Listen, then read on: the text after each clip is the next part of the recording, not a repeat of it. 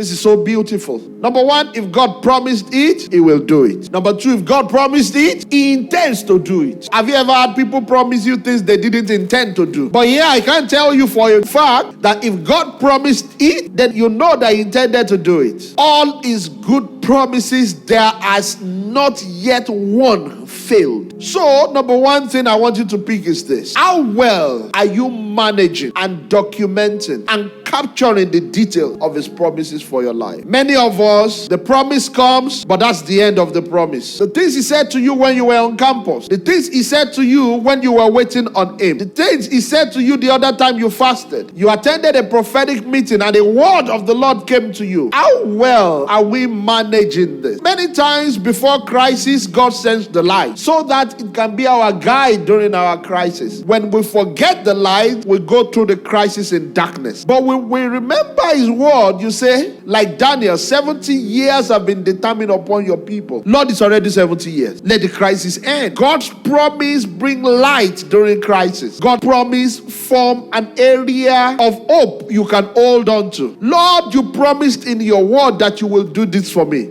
You even showed it to me. I have not seen it yet. God's promise becomes a prayer point, knowing that it cannot fail. It's already been said. God said you will not die young. Therefore, if for any reason you find yourself sick, you say, Lord, you have promised me that you will be with me till old age. Therefore, I know that I am rising up from this bed of affliction.